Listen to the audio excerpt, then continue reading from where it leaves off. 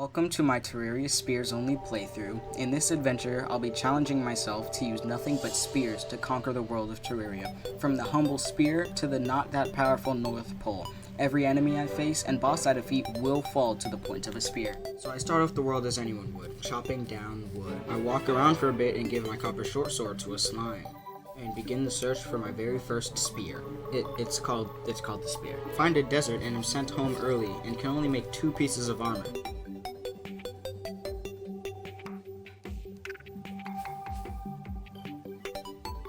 I enter the desert and meet up. I go to the left where I find a tree and go down a bit too far to get back up. So I just exit the world and come back in, so I'm at spawn. I come back after getting some torches and find a boomerang, some garbage, and an aglet, which is pretty neat but not a spear. I continue left and reach a snow biome where I play hopscotch with the slime and then recall home to make some housing, since it is indeed nighttime. With day's arrival, I continue right and pass the desert where I find a tree, and with it, my first weapon, the spear. I head into the caves and get my first official kill of the playthrough. I find a sleek, uncreased pair of Nike Hermes boots, and even find my very first life crystal under some water. I continue to explore, getting more loot, life crystals, and ores. I willingly exit the jungle and make more NPC housing. I explore the jungle some more and come across an underwater chest with a trident, taking my damage from a measly 8 to 15. I put my old spear on the wall to collect nothing but dust and begin on a elevator. As I begin bombing my way down, I somehow randomly teleport to the Crimson, teleport to the mushroom biome. I don't know how, man, don't ask me. I lock myself indoors like I always have and make some gold, and eventually get a shark tooth necklace from a zombie who's very against crippled people. After the horrendous blood moon, I finally make myself a full set of gold armor and decide to go to the sky. Unfortunately, I'm only able to find one sky island, and I decide to make an arena in case the eye spawns naturally. The fight begins, and it is going so much better than I originally thought it was going to. The way he dashes in phase 2 makes it really hard to hit him, but the few times I am able to hit him are enough to take him out, defeating the first boss of this playthrough. I make a house right outside of the Crimson so I can begin the grind for my next weapon, the Rotted Fork. It can only be dropped by Crimson Hearts where I have no luck with the first 2, so I make an arena, blow up a third one spawning the Brain. I win of course, and realize I had no luck with number 3 as well. Luckily though, I get it on Crimson Heart number 4, but still lose to the Brain somehow. I put my trident on the wall and sleep until a goblin army shows up. I don't die a single time, unlike Marty and Walter, and the goblins are defeated. I locate the goblin tinkerer, buy the spoils, and get a balloon from a sky island. I make a blue horseshoe balloon and start up another Brain of Cthulhu attempt, where I lose, twice. Since slime started falling from the sky in the middle of that attempt, I kill a bunch of slimes and the king slime awakens.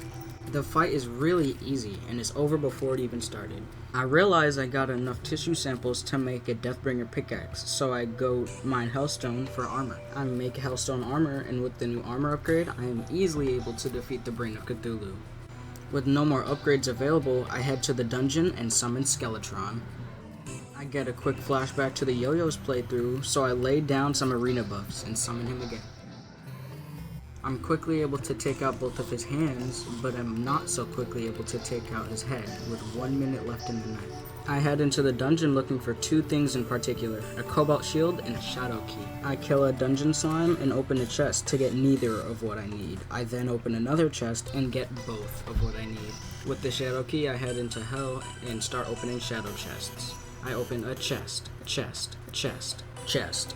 Oh wait, that's it. I sell everything else I got and put my old weapon on the wall. I make pylons in both the jungle and the snow biome. I then make a Queen Bee arena, and the fight goes beyond well, since my new weapon shreds the queen. I quickly defeat the queen and begin on making a hell bridge for the wall of flesh. I build to a length that feels fine and begin the battle.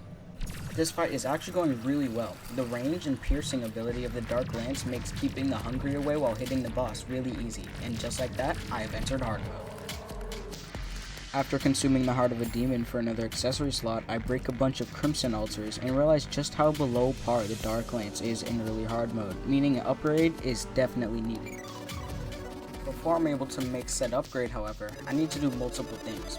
First, I find this shimmer so I can change my emblem into a warrior emblem. Secondly, I get an orichalcum anvil as well as an adamantite forge, and finally get enough ores for the next spear, the adamantite glaive. I mine a bit more adamantite and get enough to make a full set of armor. I quickly deal with the pirate invasion and move the dryad into a mushroom biome so I can purchase my next spear after I defeat one mech boss. It takes a while, but I'm finally able to kill a wyvern or two, so now I'm able to make fairy wings, which were the last upgraded I needed for me to be able to fight the mech bosses. I prepare to fight the destroyer as my first mech, so I sleep until night when my plans are ruined by Skeletron Prime.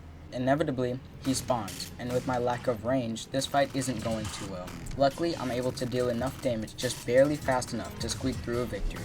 Now with the one mech boss defeated, I can now purchase the mushroom spear, which shoots out these mushroom clouds that deal extra damage, which make defeating the destroyer a breeze. After making a full set of hollowed armor, I fight the twins, and they quickly fall to me, making the jungle grow restless.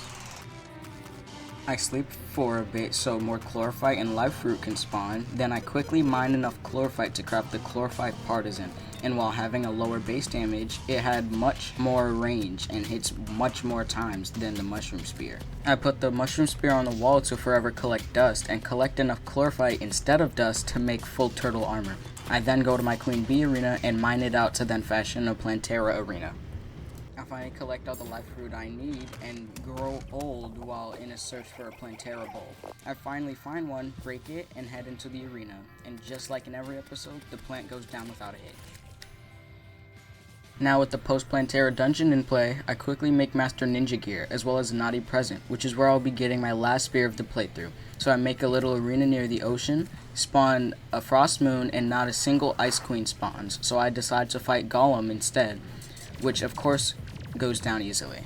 I then make a full set of beetle armor as well as a celestial stone to increase my damage output. Then wanting infinite flight, I fight Duke Fishron, who I'm so used to fighting at this point, he doesn't even stand a sliver of a chance against me. Now with the mount in hand, I sleep until night and start up Frostmoon number 2, and can't even get to wave 11, which is when Ice Queens spawn. So thinking I'm doing something wrong, I make an AFK pyramid to try and speed up things, and actually make it to wave 11 with a decent amount of time left in the night. An Ice Queen spawns, and I just can't figure out how to hit her. The way she moves just makes it impossible to consistently hit her with damage, and I'm unable to kill a single Ice Queen within the night. I spawn another Frost Moon and am yet again unable to kill one. Another Frost Moon, I get closer but still can't seem to kill one. I enter the temple and add some traps from there to deal more damage to the other enemies, and I finally get a consistent way of hitting her. And what does she drop after 4 failed attempts of trying to kill her? Nothing. Not a single thing. But now with a consistent strat, I know what to do. So I start up another Frost Moon and kill another Ice Cream, and she drops nothing. Again. The Frost Moon ends and a solar eclipse happens, meaning I can't just sleep until the next night. So after growing infinite gray hairs on my head, the solar eclipse finally ends, so I start up another moon and she drops nothing. Another one, nothing. Another one, snowball cannon. Another solar eclipse. Rinse and repeat this process for the next 17 Frost Moon until I finally am free from this hellscape known as Terraria when I get the spear. Speed round, I kill Empress, I kill Cultist, I kill the 4 pillars, I fight Lewd, Morn, Squid, I win. I bask in my victory with champagne, women, and a third thing I can't say on YouTube. And with that, JDs and Littlemen, that is the entire Terraria Spears only playthrough. I hope you enjoyed, and while this video is a bit shorter than I originally expected, it did in fact take so much longer than I originally anticipated. So with that being said, this is the end of the video, and see ya!